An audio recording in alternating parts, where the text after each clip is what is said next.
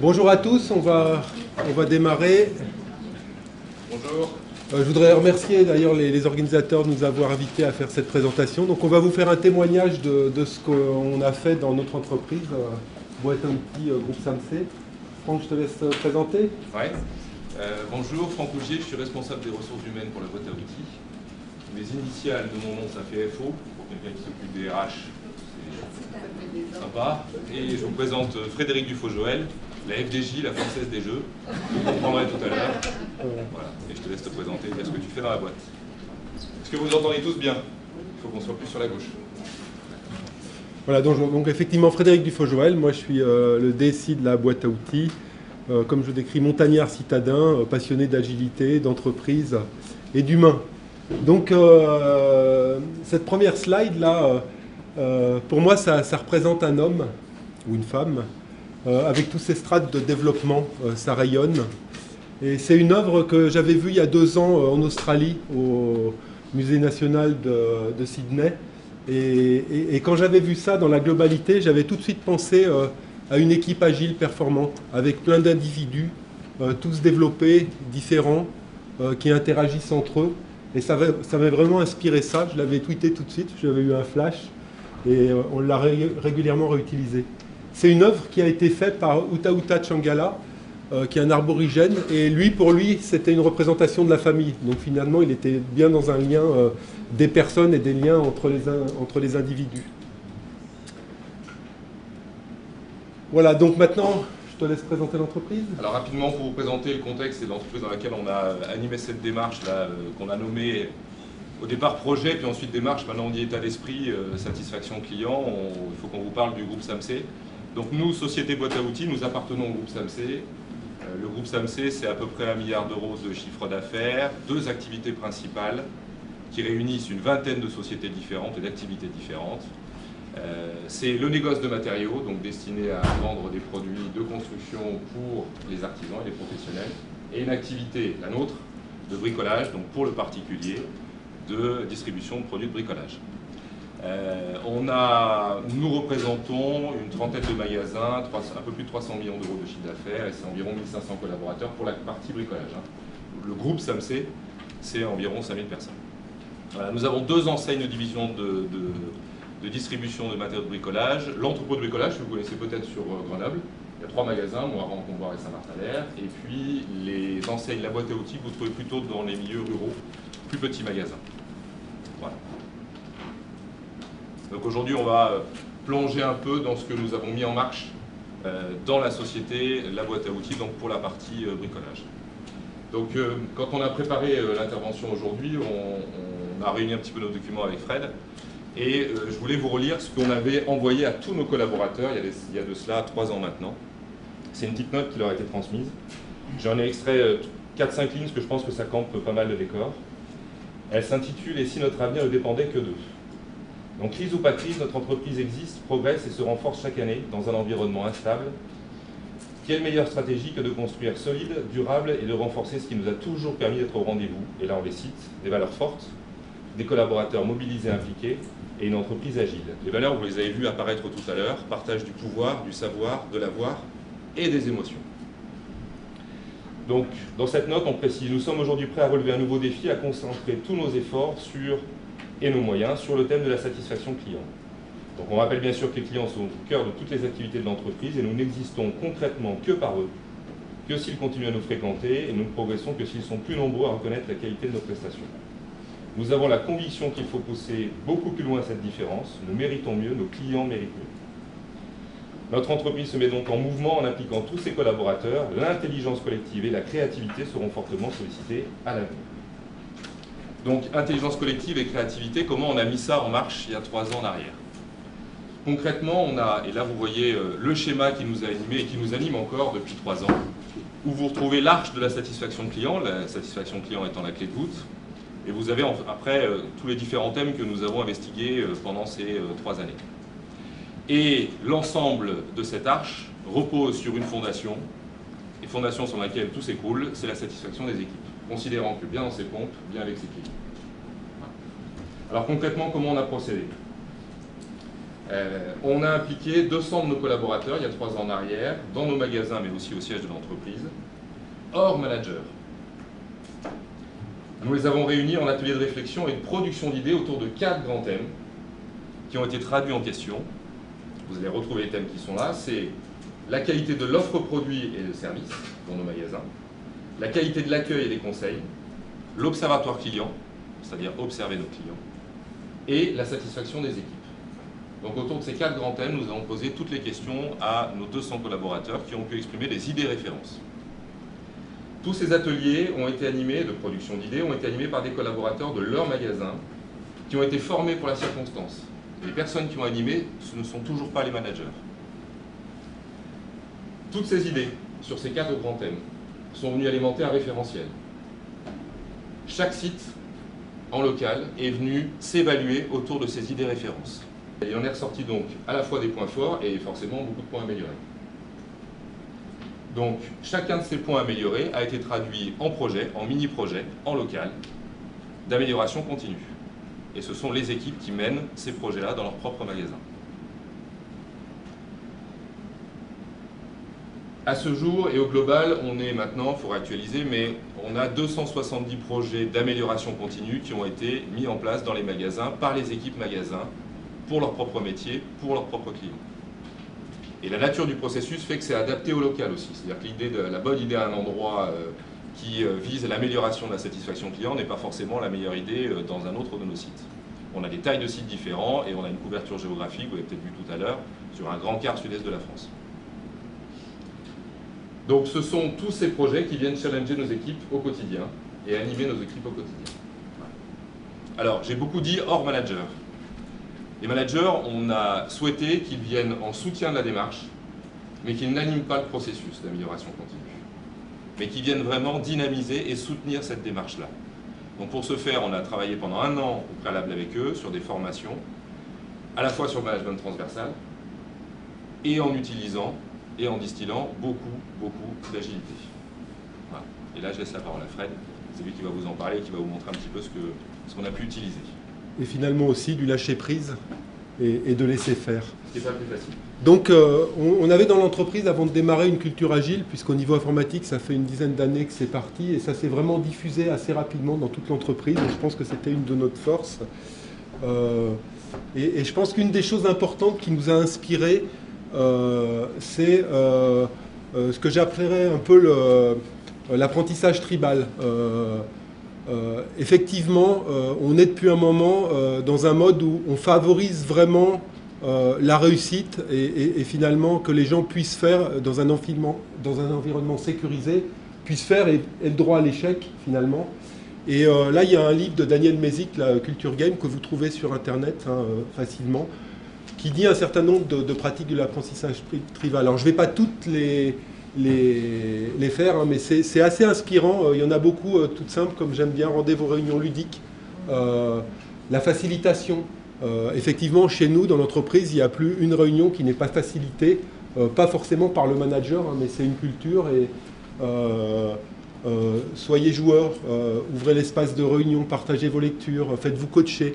Il y a eu pas mal de développement personnel et des équipes, et je dirais de la direction qui, je pense, ont favorisé toute cette culture-là. Donc cet environnement d'apprentissage tribal était très favorable. Avec l'idée de la petite pyramide des résultats, c'est de se dire que finalement, pour faire bouger ses croyances et penser que c'est possible, ça montre que finalement, des petites expériences qui font des réussites arrivent à modifier finalement les façons de penser, et que souvent on a des certitudes et on pense que c'est pas possible, mais finalement qu'on a quelque chose qui marche, ça va alimenter, faire bouger nos croyances, et ça a fait se développer la démarche progressivement. Voilà. Alors on utilise beaucoup dans l'entreprise, c'est quelques exemples, le World Café. Voilà, ça c'était la réunion du World Café, là en direction générale, au moment, c'est-à-dire il y a 4 ans, quand on réfléchissait à lancer la démarche. L'avantage du World Café, c'est que ça permet vraiment de creuser en profondeur un certain nombre de questions.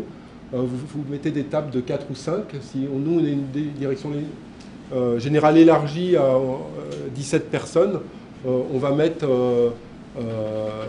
4 tables de 4 personnes plus 2 de 5. et ça permet de creuser simultanément 4 questions, vraiment, voilà. Ça, c'est des pratiques qui favorisent vraiment le fonctionnement. On a fait des World Café dans l'entreprise avec l'ensemble des managers à plus de 250 personnes. On est dans un réseau, je ne l'ai pas dit tous les deux, qui s'appelle GERM, dans lequel on se forme en tant que manager avec des valeurs humanistes et en essayant, je dirais, de devenir des meilleurs hommes et femmes et pour mieux travailler. On a fait là un World Café où il y avait 600 personnes qui avaient travaillé. Je vais lancer ma connexion si je veux passer le petit film. Non, elle est toujours en route, c'est bon. Pour travailler sur des questions. Donc c'est vraiment des choses qui permettent... je vais voir si ça marche. De travailler en collectif jusqu'à 600 personnes.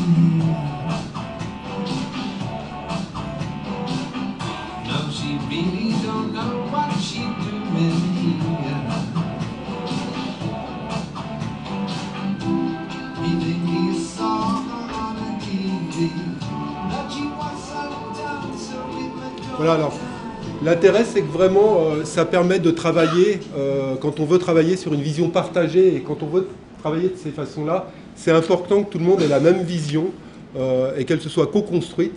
C'est vraiment une technique, en tout cas, qui permet vraiment de le faire.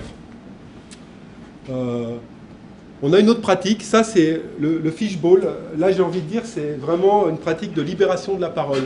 Donc on le voit, il y a un cercle ici. Et en fait, pour parler, il faut venir dans ce cercle. Ça, c'était le fishbowl d'ailleurs du lancement de cette démarche où ça interrogeait beaucoup tous les managers, on s'était réunis et qui étaient en plein questionnement. On avait dit, bah tiens, voilà le projet qu'on avait envie de lancer.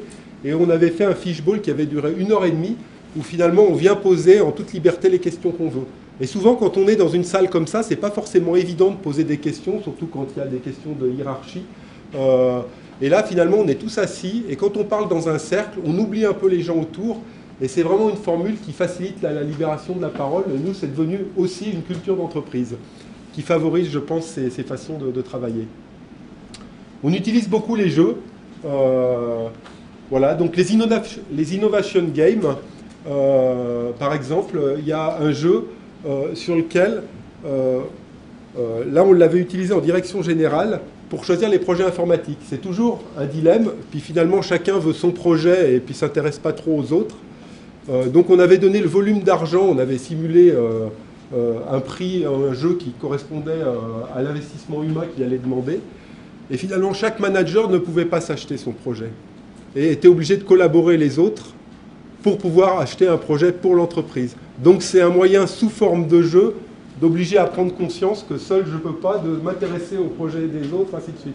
On a évolué parce que c'est quand même un petit peu rude comme façon de prioriser finalement, mais ça a quand même fait prendre conscience de plein de choses très très intéressantes. Donc finalement on peut faire énormément de choses avec le jeu. Une autre pratique qui est fantastique pour se construire, je dirais de manière simple aussi, une vision partagée, c'est la boîte à produits. Donc voilà, c'est toujours sur ce projet-là. Et on réfléchissait sur comment l'expliquer, comment le vendre. En 1 heure du temps, vous mettez une petite équipe de 4-5 personnes qui se construisent une boîte, un peu comme on peut le faire en marketing, qui va exprimer l'intérêt du produit, comment on veut le vendre. Enfin, on peut mettre énormément de choses. Voilà, c'est des façons un petit peu différentes de travailler qui favorisent vraiment, je trouve, l'intelligence collective et qui peuvent se faire à très nombreux. Là, on était 80, donc de mémoire, il devait y avoir une dizaine de boîtes à produits. Ça, c'est un des jeux qu'on a beaucoup utilisé lors du lancement de la démarche, avec celui qu'on va peut-être voir après, qui est le pré-mortem, parce qu'on est bien dans le contenant, et alors que le contenu, pour l'instant, les managers ne savaient pas ce qu'il allait ressortir de cette démarche. Donc ils ont travaillé vraiment sur le contenant, de façon à pouvoir parler et soutenir cette démarche tout au long de ces 3 années qui nous ont accompagnés là. Voilà. Et c'est hyper important pour eux parce qu'ils ont pu s'aider à pouvoir diffuser la démarche dans l'entreprise sans pour autant empiéter sur le contenu qui allait être produit. Voilà, le pré-mortem, c'est une autre pratique que je trouve moi absolument géniale et finalement tout le monde adore. Pourtant ça peut faire peur un petit peu au début. Quand on lance un projet, il y a des gens enthousiastes qui ont envie d'y aller, ils font des boîtes à produits. Il y a toujours des sceptiques et ils ont plein de choses intéressantes à dire. Le pré-mortem, c'est fait pour eux. C'est avant de lancer le projet, dites-nous pourquoi ça va se casser la gueule et ça ne va pas marcher. Et exprimez-le. Et ils se réunissent entre eux et ils s'éclatent et ils disent des choses hyper intéressantes. Donc là, par exemple, ils nous disaient, bah tiens, manque d'application de la hiérarchie, comme d'habitude, vous lancez un projet, dans un an, on va passer à un autre truc. Pour le coup, ça fait 4 ans que ça dure et vraiment, c'est plus un projet, c'est une démarche. On ira beaucoup plus loin. Mais ça pose des vraies questions et c'est vraiment, je dirais que ça donne du relief quand on lance un projet de dire, oui, il y a les enthousiastes qui s'expriment et on va faire ces boîtes à produits, mais on y met aussi, je veux dire, en avant les vraies difficultés qu'il va pouvoir y avoir et on peut les exprimer. Donc je trouve que de jouer sur les deux est vraiment quelque chose de très intéressant. Voilà, alors là on va revenir directement au projet. Ouais. Donc on a dit tout à l'heure, il y avait 270 projets qui avaient été mis en œuvre dans les magasins, dans chacun des sites jusqu'à présent. Je vais mettre là, j'ai des grands signes là-bas de l'autre côté. Désolé pour monsieur là que je cache depuis tout à l'heure. Ces projets-là donc sont construits et réalisés en local. On a créé un festival, un événement qui réunit tous nos collaborateurs, dont 1200 personnes, et qui viennent regarder et visualiser les projets qui ont été faits dans l'année dans l'entreprise, dans chacun des sites. Chaque magasin et chaque équipe peut venir défendre une concrétisation dans l'année qu'il a tout particulièrement saluée. Donc c'est un festival, chacun vient présenter les concrétisations faites et nous faisons voter nos salariés pour déterminer le ou les projets qui leur ont le plus plu et qui vont faire partie demain des codes enseignes de l'entreprise. C'est-à-dire que là on fait la boucle, les projets sont en local, ils sont animés par les équipes, ensuite il y a un vote de l'ensemble des salariés et les projets qui ont été élus deviennent et intègrent les codes de l'entreprise, donc sont rediffusés dans l'ensemble des magasins. Donc finalement, c'est eux, au fur et à mesure, qui font bouger les lignes de l'entreprise.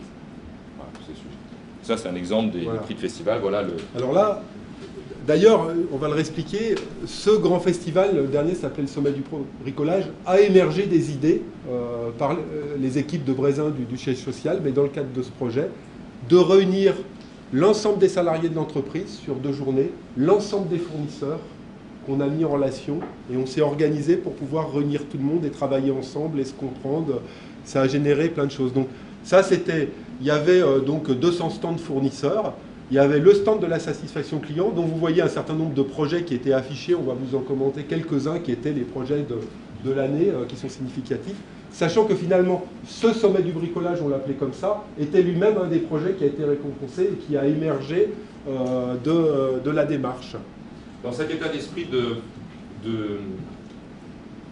démarche globale, là, on a fait rentrer nos fournisseurs et l'idée des équipes de Brézin et les services achats et centraux, c'était de à la fois les réunir et de les faire partenaires. On ne les a pas, il faut que j'aille discuter, d'accord.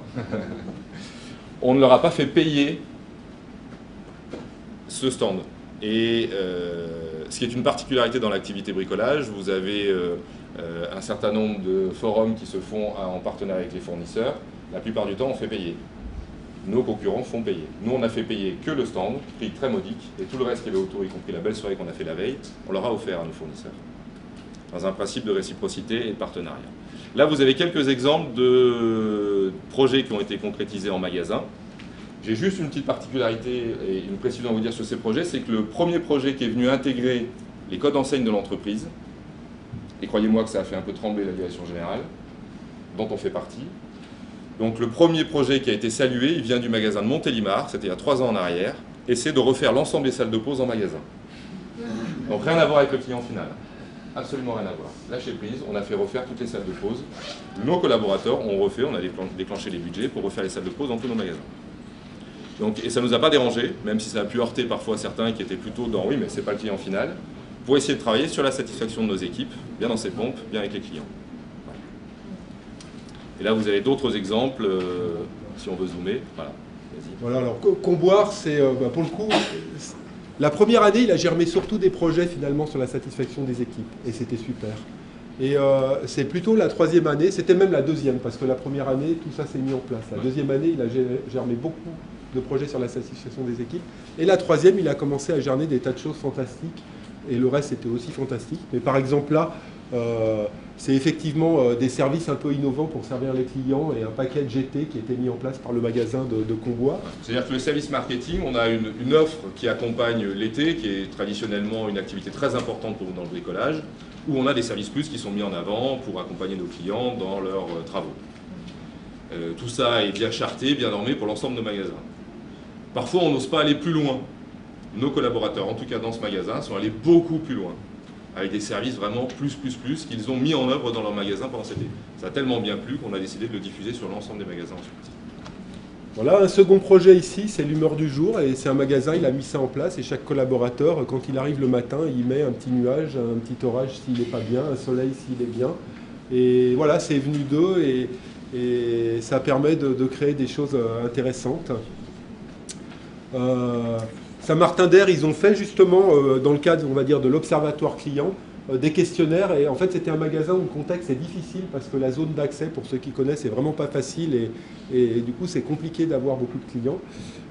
Et vraiment ils les soignent, ils les interrogent, et il y a eu beaucoup de feedback, et ils ont fait vraiment un travail innovant dans la connaissance du client, et c'est un projet qui avait été récompensé. Ça c'est le magasin du Creusot. Toute l'équipe s'est mobilisée autour d'une œuvre caritative en créant un certain nombre d'animations en magasin. C'est un projet qui a beaucoup touché l'ensemble des salariés, d'ailleurs au premier festival. Voilà, c'est vraiment des initiatives qui ont su fédérer et dynamiser toutes les équipes. On n'aurait pas pensé que ça puisse être sur un thème comme celui-ci, mais ça a vraiment provoqué une belle énergie dans le magasin. Voilà, et puis peut-être un mot, alors je l'ai sauté, mais sur le sommet du bricolage, et un projet qui a émergé, qui est finalement celui dans lequel l'ensemble des collaborateurs et fournisseurs se sont réunis. Et on peut peut-être dire, effectivement, je fais le lien avec la conférence que j'ai vue ce matin sur la pleine conscience, je vois Agnès, et Philippe, l'acheteur des, je crois, entreprise Raymond, disait qu'effectivement, à un moment donné, on donne du sens et on ne demande rien aux fournisseurs. Et on leur a rien demandé, on les a invités, ils étaient surpris, on a fait la fête le soir, ils se disent mais c'est la première fois qu'on nous invite à une fête, un client, et qu'on ne nous fait pas payer non plus. Et puis finalement a émergé un magnifique projet où aujourd'hui on a des budgets pour former tous nos employés qui sont venus de manière beaucoup plus naturelle et fluide, si je puis dire. Donc voilà, on a donné du sens à la façon de travailler avec un projet commun.